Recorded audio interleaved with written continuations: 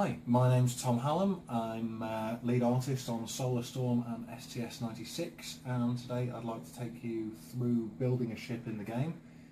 It's as easy as putting Lego bricks together and describe a little bit about what the components of the ships do that you'll be able to play with. Okay, so we're going into the build screen now, and as you can see, every ship in Solar Storm and STS-96 is made up of different modules and components. They can be rooms for the crew to move around in that have different functions, or external parts of the ship which need to be accessed via getting a spacesuit on and leaving through the airlock. So I'm going to take you through building a ship and show you on the way a little about what each of the components do, and hopefully we'll get something pretty nice looking at the end of it. All of these components, as you can see, have got the roofs taken off so you can see the internals of the room. You can toggle the roofs on and off in game, and I'll probably just show you that at the end. So I've placed a fission reactor. This generates power for your ship. Very, very useful component, but it's one of those components that if it gets hit too hard, it will just blow up. So that's something to watch out for there. The one I've just put down is a command module. Now that is effectively the bridge. You can't have your ship without it. I'm going to connect these two with a corridor. Everything needs connecting with corridors. So I've got that sticking out the front like a kind of a head, and what I tend to like to do is put a couple of weapons sticking out of the side of that, so a nice right at the front. These are rail guns. They fire a projectile which you have just a very short amount of time to try and redirect and avoid when one's coming towards you, but they can be quite nasty. So from the back, we're going to need somewhere for our crew to sleep. From the back of the reactor, let's put some crew quarters in there, and again we'll connect them up with a corridor. Some of these graphics you might notice are still a little buggy. This game is still in alpha, and we're sprucing everything up as we go along.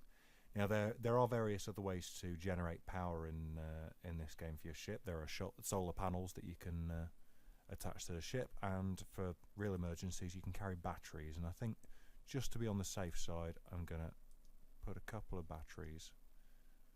I've just realised they're not batteries, actually they're fuel tanks, but I'm going to need some of those to burn the engines with anyway.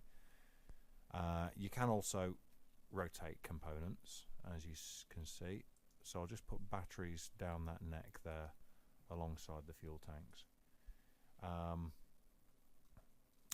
Now down at the bottom, I've got this upside down now, there we go. I'm going to put the engines. I'll put several engines. You've got to have those because they also include implied sort of manoeuvring thrusters all over the ship. So very important to have those there. You can't go anywhere without them. And then we come to the sensor arrays. Now this what I'm putting down here is a high precision sensor. That's going to allow you in the main game to be able to select an area of space, a sort of ping that you've picked up, and kind of get a good look at it, get a real kind of hard sensor scan of it. On the other side here, I'm going to stick this broad spectrum sensor module, which just tells you what's hanging around in the area of space around your ship, nice and easy.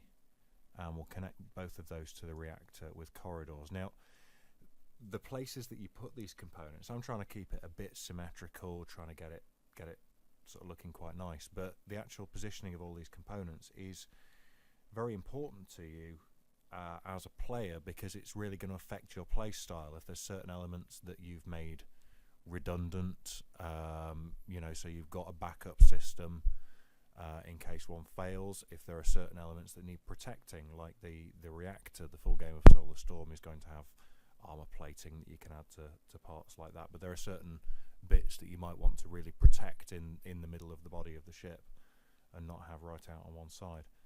So a bit more protection we'll add in here. A laser on each side, never know what's going to come along.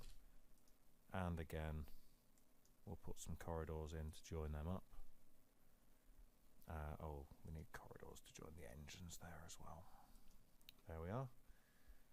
The only thing I can see that's really missing from this at the moment is life support, which is kind of vital. Every ship needs to have one. So I'm just going to whack that in there. And actually, although I only need one, partly for the sake of symmetry and partly so that I've got a backup just in case one gets blown off by meteorites or enemy fire or what have you, I'm going to stick one on the other side there as well, and we'll just connect them up with corridors. Now I'm quite happy with that ship. It's got a sort of a certain kind of lopsided elegance to it, so I'm going to hide our component selector here and I'll add a few crew members in. You can see them appearing there in the laser and the broad sensor area. The crew members you can send to different areas of the ship once they're you've launched. And then let's see it in action in game. Here we are.